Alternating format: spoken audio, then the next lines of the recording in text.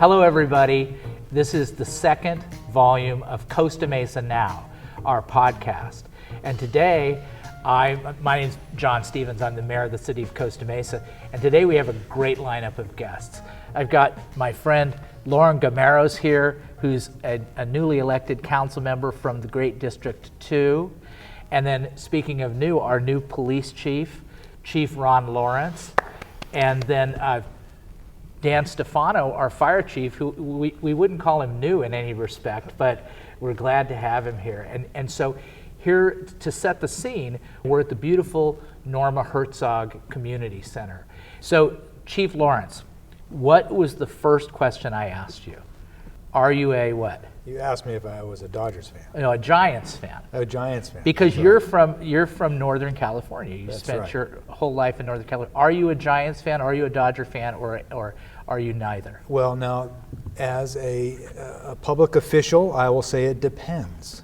What does it depend on? It depends on where I'm at the moment. So I have to tell you, I'm apolitical. So as a police chief, I don't pick sides. Okay. I support everybody.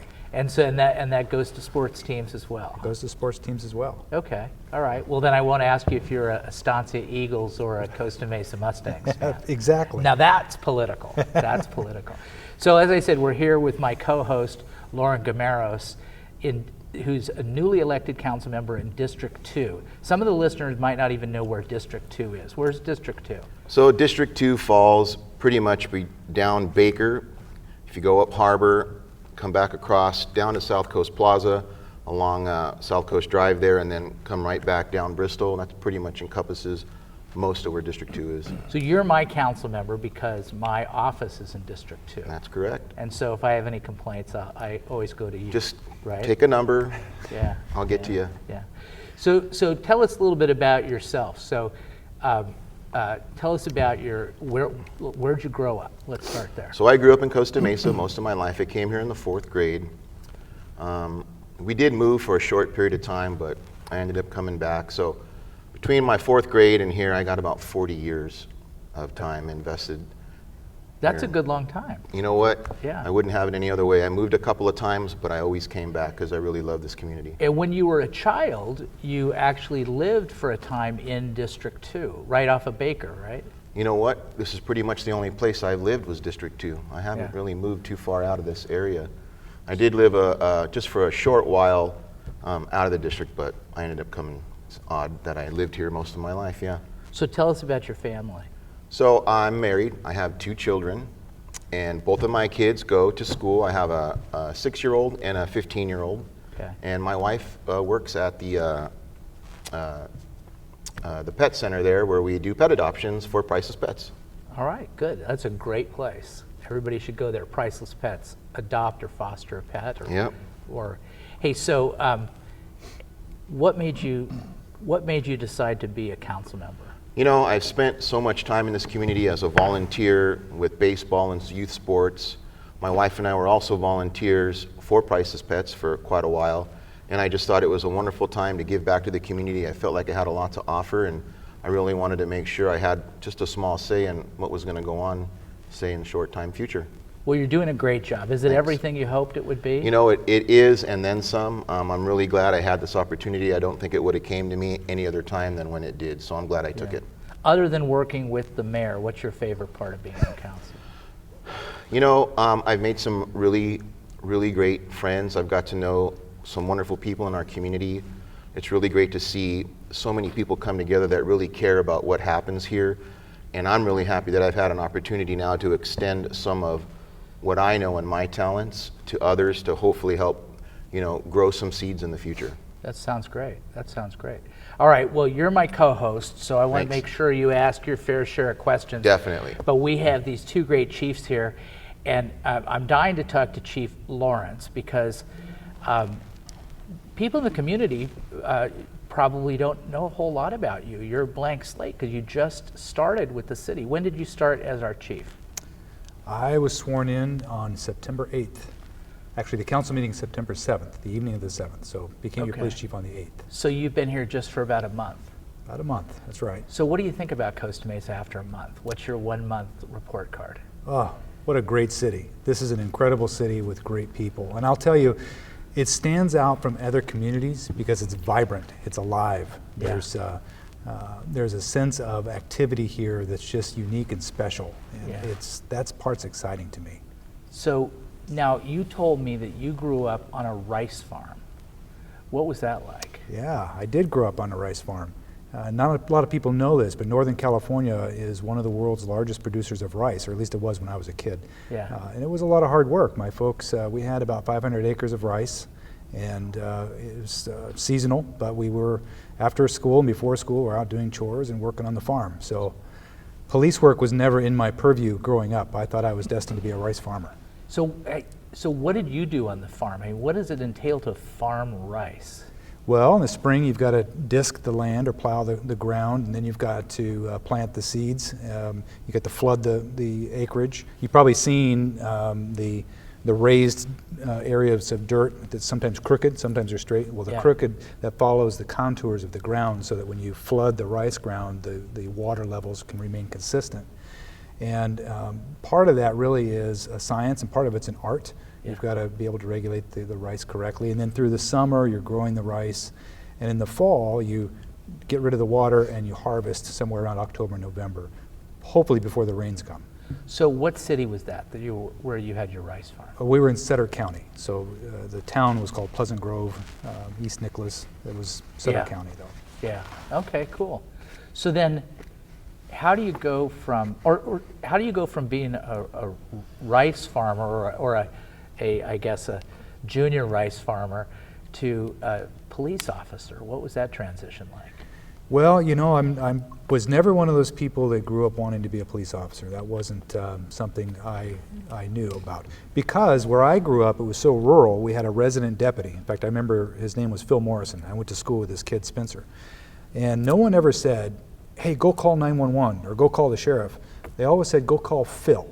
Go call Morrison. And to me, that was such an intimate thing because he knew the community, he was our friend, he was our neighbor. Everybody knew Phil Morrison. They knew you could call him and he would come to help. And so I grew up with that framework of policing. Policing was that officer you could call that would help no matter what, by name, not by title. And for me, growing up, when I got out of high school, I just kind of stumbled on police work and ended up with the Sacramento Sheriff's Academy, put myself through the academy, and I've loved the job because it's all about people. Yeah, and then so then you stayed up in Northern California until just recently. So when you got out of the academy, what was your first job out of the academy? Well, I started with Sacramento County Sheriff's Department, and then at 20 years old, and ultimately became a deputy with Placer County Sheriff's Department, and several agencies in Northern California throughout the 90s and early 2000s, and been a police chief now for a little over 10 years. This is my third city as a police chief, and come March, be 32 years total. So, and I love the job. I love the job because it's about helping people. It's just like in government with our city council members, our fire chief. It's about taking our community and making it better than we found it, and that's what I love doing. Yeah, so 32 years. So I've been in Costa Mesa 32 years. I've been a lawyer for 32 years. So we have that number in common. So then you go, and your second department was Rockland, right? Was that your second? Your second. That was the first time you were the chief. That was the first time I was a chief. So yeah. did you work your way up through the ranks at Rockland, or were you hired in as a chief? No, I came to Rockland as a captain and then ultimately made chief. Before Rockland, I was in Palo Alto, which is between San Francisco and San Jose on the peninsula there, as a lieutenant. And most of my career was through the 90s in a city called West Sacramento, which, as the name would infer, is west of Sacramento. Right. But West Sacramento was a great town. Loved working there, and that's where I did my patrol time. I was a motorcycle officer and promoted to sergeant and worked patrol and did internal affairs for a while, so had a good experience. And there's a lot of rice farms in West Sacramento, right? I mean, isn't that right over the, see, now I went to UC Davis Law School, and so we used to have to travel over the causeway there between Yolo County and Sacramento. And you back me up with the listeners. There's all kinds of rice farms underneath the causeway. That's right. And so that goes right into West Sacramento, right? It does, right through and then past even over to Davis. So Yolo County is another big area for rice farming. Well, a lot of Northern California has a lot of rice. Yeah, I love Davis. I call that the Davis Law School the Yale of Yolo County. So it was really good to me. But then I came down here right after that. So that's great. So what was the transition of you deciding, okay, you want to go from being a police officer on motor patrol or whatever to kind of getting into that path to become a police chief? You know, I think that when we look at cultures and organizations and you want to make it the best it can be, it really comes down to leadership and knowing that innately if you've got something that you can provide or help and create an environment where people can be their best, that was really the driving factor for me. And I think you can learn as much from bad leadership as you can good leadership. And of course, in almost 32 years, I've seen both. Mm-hmm. And I always told myself if I progressed up and I promoted, I wanted to create an environment where people could come to work, they would feel empowered and trusted to do their job, that they had a passion for serving people, for serving a community, and that they really had an empathy for making our communities better. And that's what I've been driven to do. So my pathway to be a police chief is really about creating that environment. And in today's era, really, it's more important than ever because my profession's at a point in time where we're needing to kind of reinvent ourselves and kind of reimagine what policing is. I mean, we of course defend the Constitution and the rule of law, but at the same time, there's a big community effort there, community policing piece that it's related to trust. And it really comes down to conversations like this, where we can talk and you can know me, not as Officer Ron, but as Ron Lawrence, and you know that we have the same desires, which is to feel safe, to raise a family in a comfortable environment, to have good schools, and we're just people too. So we should maybe stop calling 911 and just call Ron. We can change it on the thing. Nope. So that's interesting. So I hear this term community policing a lot, but I mean, in your words, what does it mean? What is community policing? Well, it comes back to that trust. It comes back to, and at the core, there's a term that I've really grown to not like, and that's law enforcement. Law enforcement is not what we do. Law enforcement's a piece of what we do. Yes, we enforce the law. But when you read the penal code, the California Penal Code, we're called peace officers. We keep the peace. And there's a whole slew of different ways to keep the peace. Sometimes you have to make an arrest, but not always. We can resolve problems in a variety of different ways. Sometimes we have to write a citation, but not always. And so we have to create a team that has the discretion and the motivation to be creative in how we keep the peace, because that's what we are. We're peace officers. And when we have a neighborhood dispute, or we are dealing with somebody who's under the influence of drugs, or we're dealing with somebody that's suffering from a mental health crisis, there's different ways that we can handle those situations safely, appropriately, and with empathy. And I think that when I think about my profession, we're really in a period of time where we're exploring what all of those are. There's some great practices out there, but of course we're always getting better. Yeah, we'll talk more about that in a second, but this is the longest Chief Stefano has ever been here without saying something. So I feel like we have to give him his day in court. So Chief, it's great to have you here. Now you started with the city of Costa Mesa in 2013, correct? Correct. Yeah, and thanks for having us both. Sure. This is a great opportunity. It's my pleasure. It's an honor to have both of you here. And let's be clear, go Dodgers. Yes. So there's no question about that. Yeah, I didn't have to ask you that question. But so you're unlike you didn't grow up on a rice farm. You're a local boy. So tell us about being a local boy and rising to this level of chief.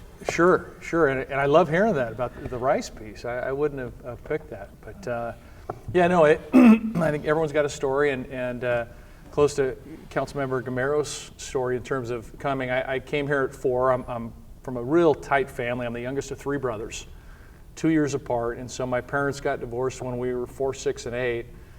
Born up in Glendale, up in the Burbank area, and so Mom brought the 3 boys here, and so I've been here since age 4, part of the Newport Mesa Unified School District system, and just fortunate to be here. It's an incredible place. But so I've been here my whole life. Played Little League on the fields. Here T-Winkle was Harbor area baseball. That was it. We used to go pick our uniforms up at Davis Field. Did you have to wear the jeans? You know, We had the white. We had the white. You know, everything that's there. I Yeah. see these pictures from Newport Harbor area baseball, and they're like wearing T-shirts and jeans and stuff like that. Of course, now they're all decked out. Yeah. We had tough skins though. Tough skins were a favorite on the pants. What was your position you played in baseball? So baseball, you play everything, right? Utility going through, but catcher was primary. Wow. One of the primary places and I loved playing it because you were touching the ball every single time you were in the game. Yeah. Yeah. So I used to have a kid on my team, and his mom complained and said she wanted, I coached all those years. She says, Brandon is a really good shortstop, and can you play him at shortstop? And I said, Brandon is the best player on our team. He'll play where the ball is. And I was like, he's our pitcher, and then when he's not our pitcher, he's our catcher. That's it. Did you ever pitch? I did. I did, and I enjoyed it. I probably wasn't the best pitcher that was out there, but I love doing it. I love just playing. Yeah. As far as that goes, but yeah. And then you actually, you were telling me that you played football at OCC. Yeah, played football, and again, a product of the school system here. Played football at OCC, and a lot of friends from the schools, from the high schools around here, Estancia, CostaMazing, Newport Harbor. I went to Corona Del Mar, go Sea Kings, but a lot of friends, that were still together. We played together at Orange Coast College. I was defensive end, and just had a great time. And at that time, it was we had a great team. But enjoyed every aspect of that piece of it. And you've got, you told me you've got two brothers, and they're older brothers. So were they always really supportive, or did they give you noogies and stuff like that? I mean, what was your relationship with your brother? We've always been extremely tight, and through the years, there's no question, a lot of. And mind you, my mom was a single mom. Parents are split. We were close with my dad. We would see my dad regularly, very close with our grandparents. But it was single mom, raising 3 boys, and we were quite rambunctious. We fought a lot. We got into a lot of trouble, good trouble. But we were always engaged in sports. But part of that, as being the youngest brother, you took a lot of licks along the way. Sure. And from different friends. But as time goes on and it elevates and things start evening out.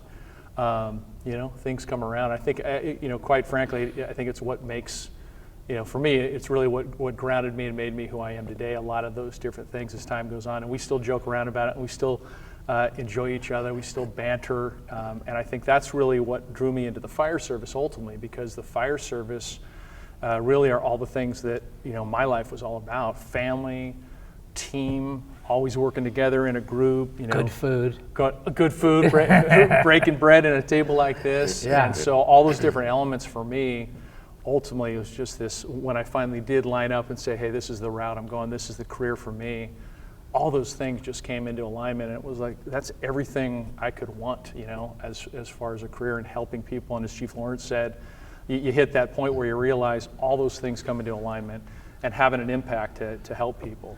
So when you first became a firefighter, and because you come from a family that makes great Italian food, so were you assigned to make the food on your shifts for your whatever pasta? And oh yeah. So a big part of what was your specialty that you made? So I had a lot of different specialties, but my chicken pesto pasta is probably one of the favorites. But in the firehouse, you come in, especially a new firefighter on probation, you've got a year on probation, you've got to have the technical aspects that are in place, you've got to have the ability to do all the other jobs around the firehouse, which is the way we live as a family. So whether you're scrubbing toilets or whether you're taking care of maintenance on the apparatus, you do everything.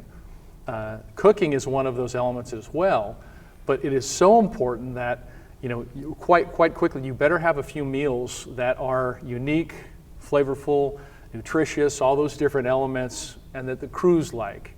And so that is a very important element. So everyone generally is a fairly good cook, and you've got to elevate that to becoming, basically going from good to great as far as cooks go. So our firehouses, I think just about everyone knows how to cook, and if you don't know how to cook, you'll definitely get scooted out, and we'll find another area for you. But Yeah. everyone in the firehouse has a specialty or specialties, so yeah. Is that part of the firefighters reviews? Do you say you got to? Oh, that's you got to cook. well, it's changed a little bit, but literally in an oral interview, that was one of the questions in one of the cities, that you test for. Tell us about one of your meals. Walk us through it, and you'd have people go, "I can make spaghetti," or real quickly of the people who don't really have any Right. experience cooking, and those are life skills that are important that you bring to the table. But yeah, that literally To the table. So, So the ones that don't cook become police officers? Is that- well, I was going to say that. well, no, we were talking earlier, and it's funny because Chief Lawrence and I do have one thing that's so in common, and is the fact that we both wanted to be firefighters. And so it's pretty. Because, firefighters need heroes too. That's why, we have police officers now. So how do you? So I want to get back and I want to find out one bit of information about cooking in a second. But tell me how do you two work together, or in general? I know you've just been working together for a month, but in general, how do you work with the police chief? How do you work with the fire chief in your jurisdictions, and how do you expect to work together here in the city of Costa Mesa going forward? Well, I've been really fortunate in my career. I've had fire chiefs that I've worked with, colleagues such as Chief Stefano, who really, it's a collaborative effort. So you hear stories or you see TV shows where police and fire, they don't always get along, and maybe that's true, but I've not experienced that. I've been fortunate my entire career. Police and fire, we have different roles, but the roles are very similar. And if we stay in sync with that, it works out just fine. And we have shared resources that we share. And the bottom line is, and I know Chief Stefano feels this way too, our objective, our role is to keep this community safe. And we're going to do that. And sometimes it's a police call, sometimes it's a fire call, but whatever the resources that are needed for that emergency, that's what the end game is. And particularly when it comes to a disaster or a large-scale emergency, that's when we really work well together. But we have different roles that are very similar, and I think that's the best way to put it. So when you go out on a call, like let's say there's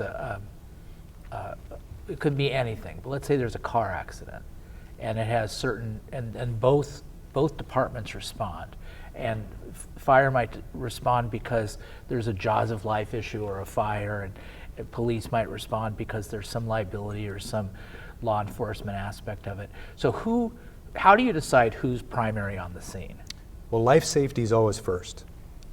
If there's a life-saving effort that's underway, that is always primary. Whoever's there first is going to start that life-saving effort. The fire service, obviously, these are our rescue and paramedic personnel, so they're the experts in that area. So if we're there first, when they arrive, they would take over the life-saving efforts because that's what they do best. But often they're there first. Past that, the police role then in an accident, for example, would be to investigate what happened. But they're primary on life safety at that point. And I think the important piece with that is what Chief Lawrence said. It's about the relationships in advance. It's about getting together and talking hot washing calls after the fact. Lessons learned after the fact on different calls that we run on, but on something like that, that's exactly it. And so, and we're both fortunate because both of our agencies, the professional men and women that serve in Costa Mesa, truly are the best. And I mean, we're so fortunate that we do get along. There are agencies that don't get along. In California, outside of California, and that causes problems because you can have that personal piece that's there, but also on calls you'll have situations like a basic vehicle accident, and I've seen it where there's actually confrontation about who's controlling the incident, who's managing it, egos are involved. We're fortunate that that's not the case, but basically we work together, and different aspects of each call requires an element of peace officers, our police partners, to be in tune, and some portions of it require us. On the larger incidents, we'll go into what's called a unified command. So we'll have two of the lead officers on scene work together, and as they're making direction, they're working together as they make calls for resources or putting people in the right place. And that's really what it is, getting the right people, working the right part of the incident so we can effectively manage it. Life safety is the first priority, and then every other thing that falls into place from there as we get into making sure the environment's squared away, property's squared away, those other elements. That's great. I mean, so we were all together a couple weeks ago on Monday, I can't remember what day it was, but we were doing our strategic planning. All four of us were there, and of course many others were there too. And we developed a series of kind of core principles for the city, and one of them was collaboration. And it sounds to me like that's really what you're talking about, is hitting that core principle. And it's interesting how that collaboration or teamwork just kind of cuts through as a thread, not just in city council and city management, but also all the way down to a scene that you might come up across. So that's interesting. So anyway, I want to make sure you get a chance to tell your story. So you didn't grow up on a rice farm. You grew up locally. You played defensive end. So one thing I want to cover is your father and I have something in common, because your father was the mayor of Burbank. What was that like being? Maybe my kids will be asked that question someday. What was it like to be the son of the mayor? Well, we were a lot younger than your kid, just from that place, but we were, and I was so young. I just remember, there's pictures of campaign signs of the three brothers holding signs, and all those different things, walking districts. So that piece, I recalled that. My parents, got divorced, so they split ways, but we still were very close with that. So when we would go and visit, because it was an hour away, we would see him regularly, throughout the course of a month. And you would ask me, hey, did you ever see, because it was Burbank, it was located with Disney and NBC. Did you Johnny Carson, all those things. So there were things throughout, our childhood that we didn't really realize, but we just took, hey, this is so and so, or oh yeah, one of the friends was on Little House on the Prairie, or different things that I didn't think much of it. But as time went on and we got a little older, I realized like we would go up one weekend and all of a sudden we were thrown in to be extras in a Flip Wilson, show. So there were things like that at the time that I didn't even think about it until we got older. So that was quite the experience. I think it was as life goes on, you have a greater appreciation for those pieces.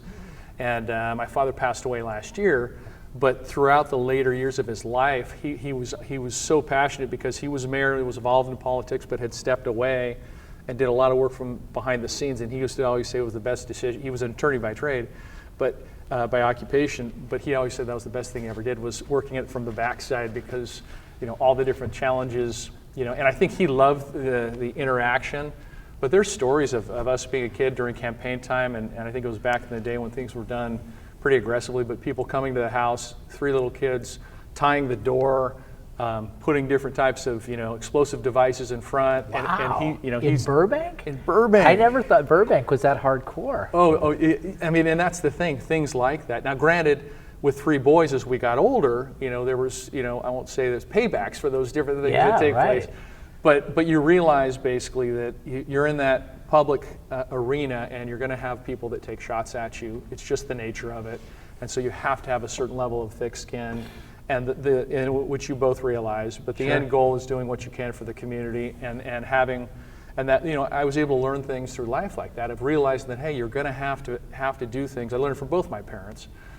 You've got to do things that are challenging. You're going to take hits along the way. Water off a duck's back. You've got to be able to move on and not let it hold you down. And so both my mother and father just, that was instilled in us. Came from the grandparents. Hard work ethic, but all those different things, I would say, not just learning from his experiences, but even my mom. Like I said, I think I shared with you, she worked 3 jobs. We were here, in the area. She worked 3 jobs to make sure that and she always cooked meals. She would come back. We had full meals, breaking bread at the table like this. So Right. So that's been something for me. So how did it come about, though, so we heard from Chief Lawrence, so you're playing defensive end, you're at OCC, and so how did it come about that you ended up being a firefighter? Great question. So I was at OCC having a great time, and the decision came, hey, am I going to go on and continue to play football? What was going to be next? And I saw a lot of my friends that were going off to 4-year colleges and starting to get into different careers. And kind of the pathway was, well, you go to college, you get a degree, and you go to work. And so while I enjoyed that, I thought that was the kind of the pathway. And so I ended up going to USC. Was accepted into USC and went to school there. Got involved in social activities, part of a fraternity, I was working in a law firm downtown, trying to figure out what I wanted to do, but enjoying every aspect of college. Sure, especially the fraternities. Especially the fraternity piece. In fact, John Lewis, police chief from Long Beach, he and I are fraternity brothers. Oh, wow. He went to Long Beach, but fraternity brothers. So Yeah, that's great. Interesting side note. Sure. But so What fraternity?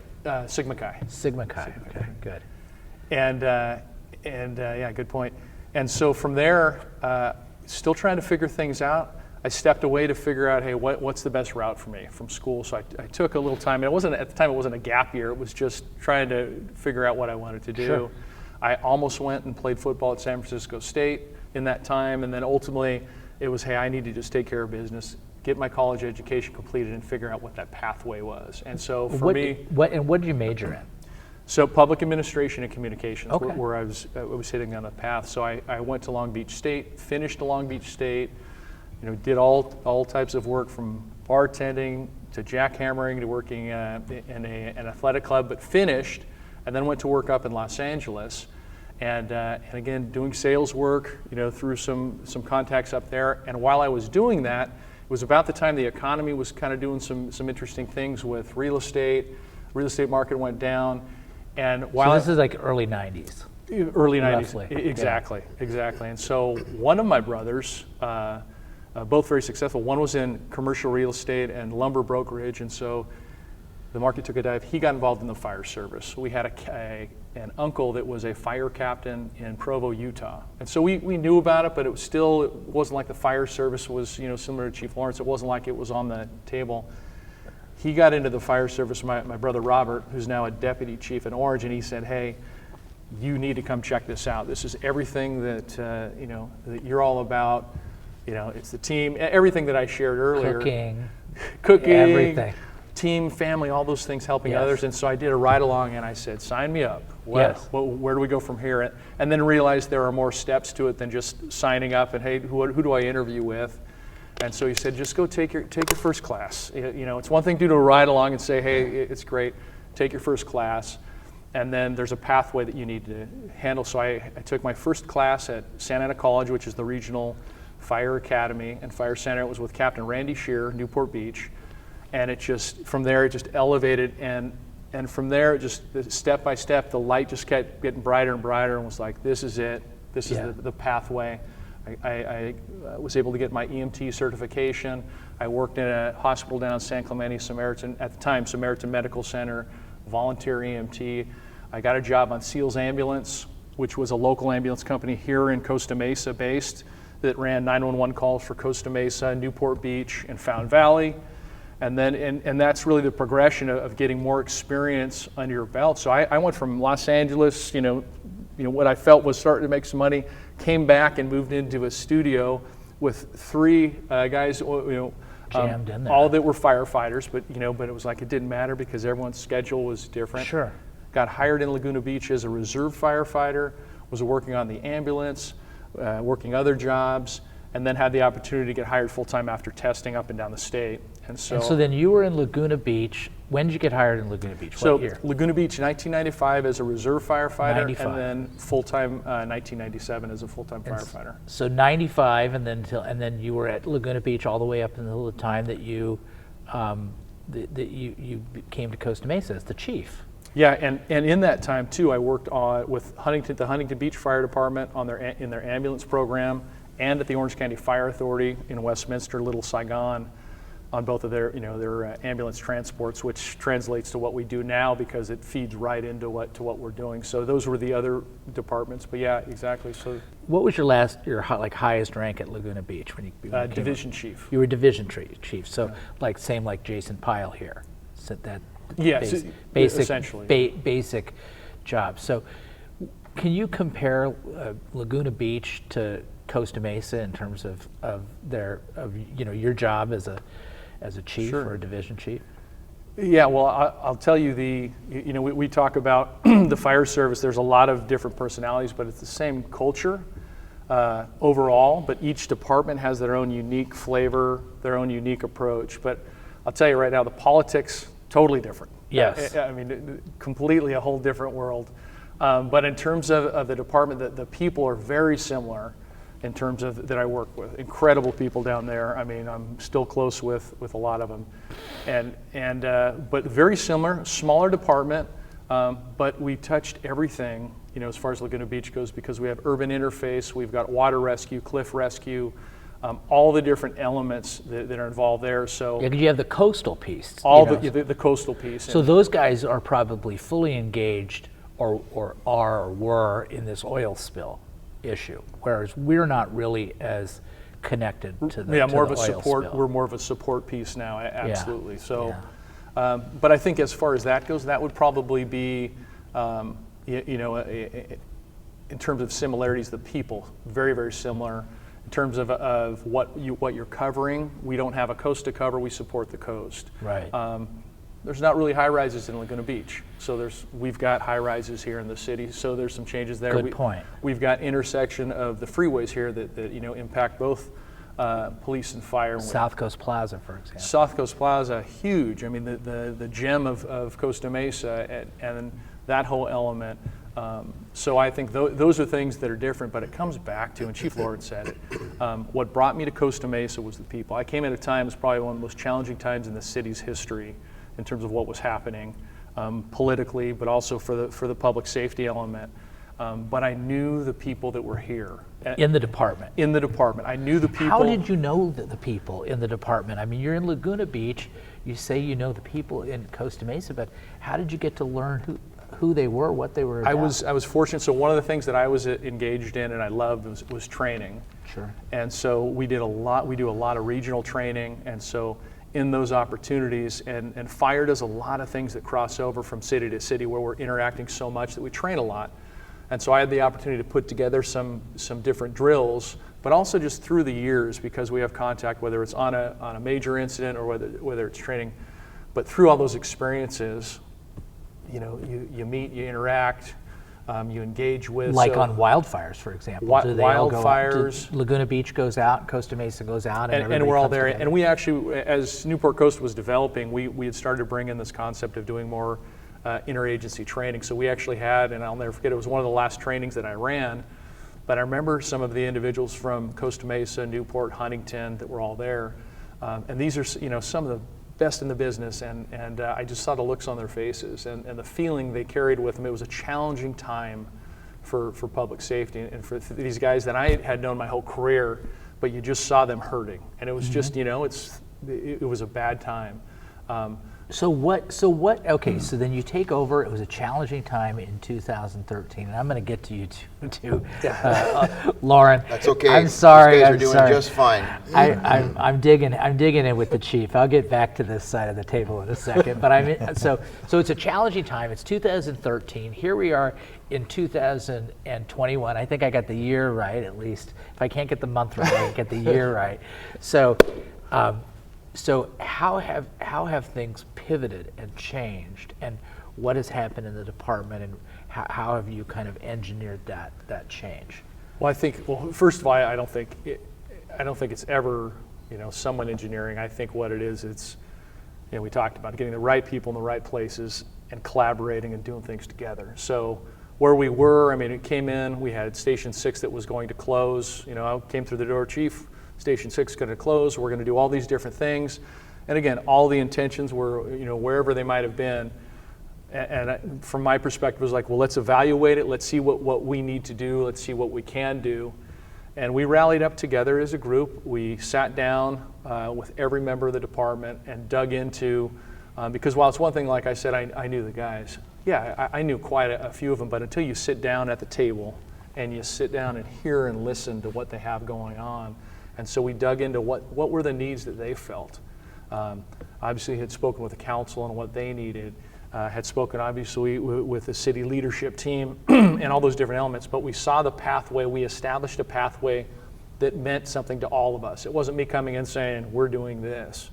And then you incorporate that into where we want to be. And so with that, we established a 5-year strategic plan for the department, and in that a lot of different objectives. And so we completed that 5-year strategic plan this past year, and so we've accomplished a lot. So what were like some of the pillars? I know, on the last 5 years, at least from me looking from council and previously as a resident, is we have a new fire station 1 that had to be part of the 5-year plan.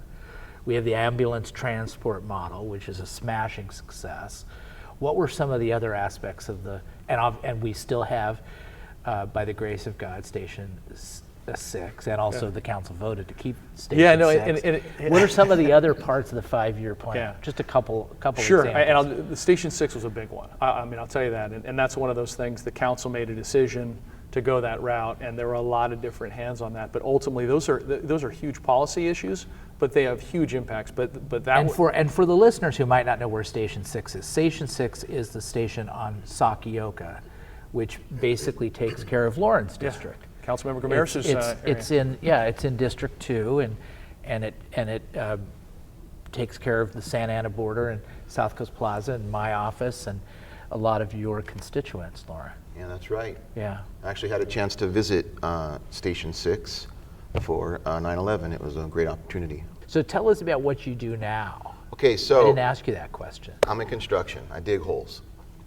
So what I do is I actually work for an apprenticeship, and we try to bring individuals in that want to come into construction and try and begin a career for them. And my job, I'm a coordinator, so as a coordinator, I'm kind of like a liaison between the employer and they go through the college. They're all the school they go through is college accredited. So what I do is I provide kind of a link between the college and the employer. So if you can't get to work on time, I come and step in. If you can't get your schoolwork done and you can't get to school, I come and step in, because the whole point of it is you have 3 to 4 years to get through a 6,000-hour program. If you get through this program, now you're a journey person and you can make a great livable wage. Yeah, that's great. So I know you're working with the city staff on bringing a pre-apprenticeship program to the city of Costa Mesa. So what's your vision there? What would that entail? Well, the Department of Labor recognizes pre-apprenticeships.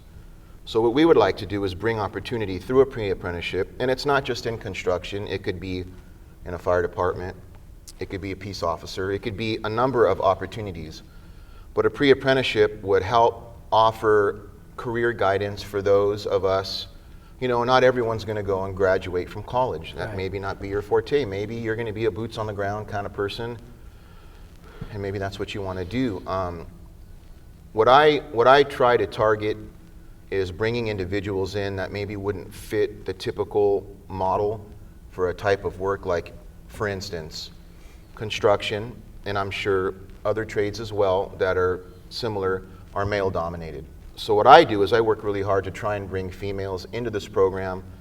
I was a product of a single parent. My mom was single, so I was a product of that. So I know how hard the struggle is as a single parent raising someone. So I really have a heartfelt interest in providing opportunities for those parents that, you know, maybe they're trying to raise 1 or 2 or 3 children, and let's face it, if you're not making a good wage, it's impossible to do. Right.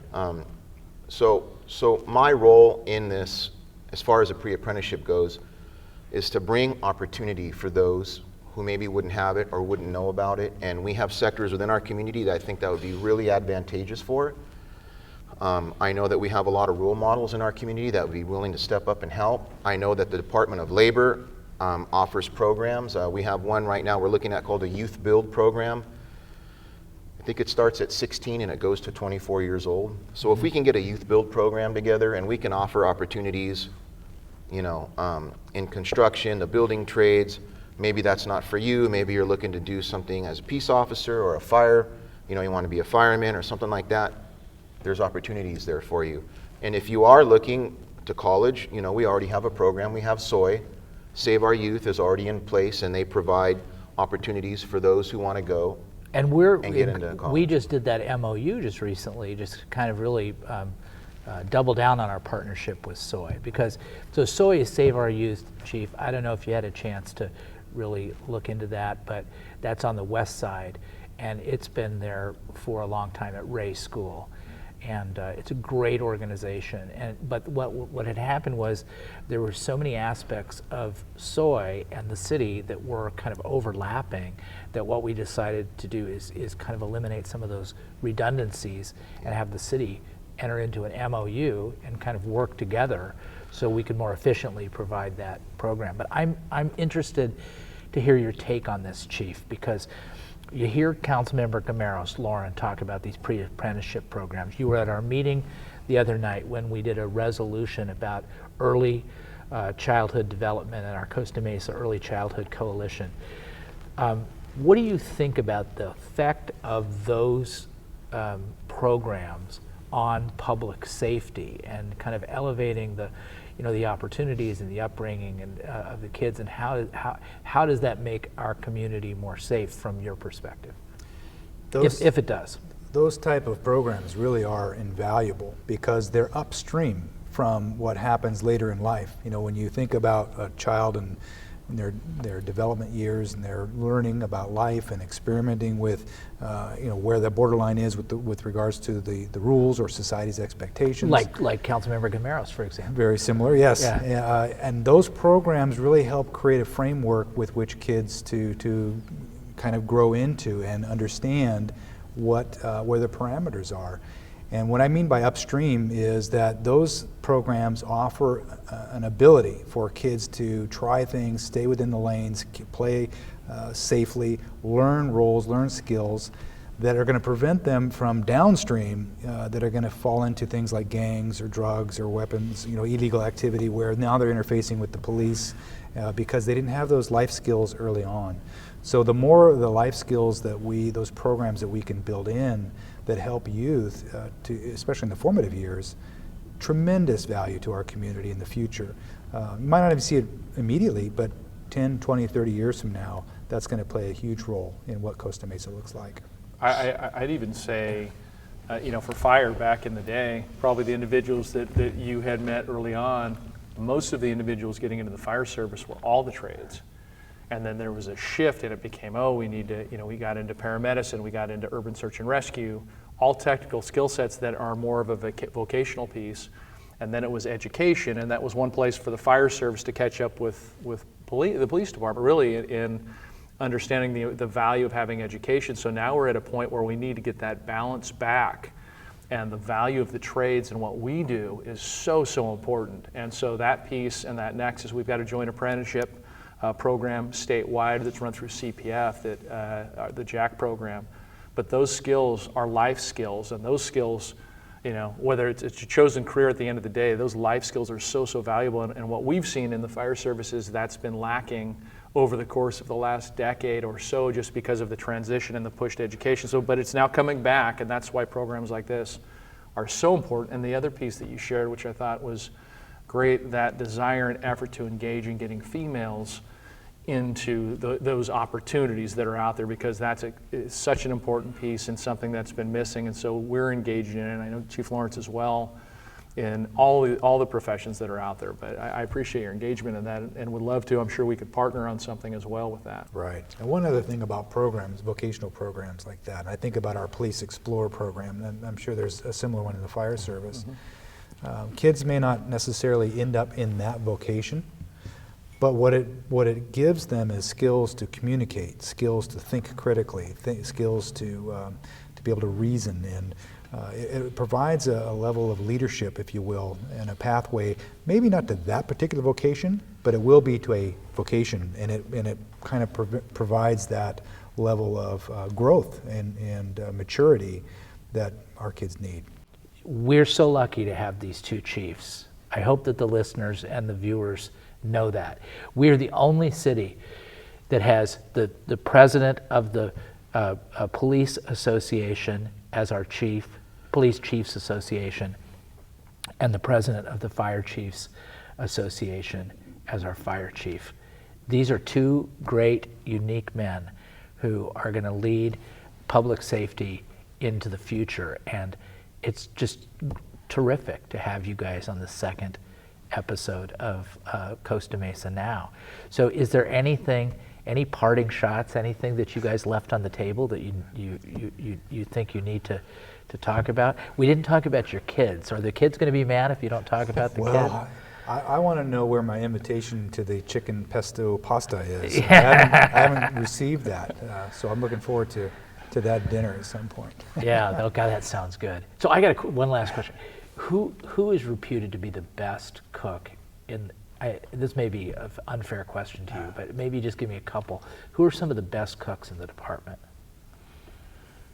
Well, that I won't say it's an unfair question, but it depends on the day and depends on the meal. So, What are some of like the epic meals? well, I think generally there's always a good chili meal, but now that I think the most interesting thing about the department is, gosh, the fire service goes through all these trends with diets out there. So you see this range of different foods that come in. So, the keto diet, we had the cabbage diet back in the day. You have all these different things. So it changes kind of the dynamics of what you have. But I think there's a lot of great chefs all the way around.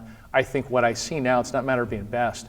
Everyone tries to one-up each other. So we had gone out. We were actually at an event, a South Coast Plaza Metro event, and one of the newer firefighters was in there. And so we were eating, and they had some type of very nice salad set up for everyone at the dinner. And so one of the guys at the table said, "Hey, Michigan makes a pretty good Waldorf salad." Yeah. Oh, really? Waldorf salad? So those types of things where you have the specialty where and everyone tries to up the other guy. So it's not You should do necessarily a being the best. cookbook. Oh yeah, no, and we're due for one. Yeah. And usually when something comes out cookbook-wise, so we are overdue for one. But everyone's got a good meal. I think there are a few that are certainly better than others, and the ones that are not good certainly get scooted out Council. quickly. Well, they have a saying, Yeah. and I said this you guys had elected someone at Fire Station 6, the Sakioka Fire Station, who he was a new recruit, he was probationary, and he was the one cooking. And I said, they have a saying that goes along with chefs, and it's never trust a skinny chef. So, That's So, true. anyways. All right. Thank you, everybody. Thank you for your participation. I thought it was fun. Thanks. And I hope the listeners and the viewers enjoy it. Thank you very much. That'll do it for Costa Mesa Now, episode 2.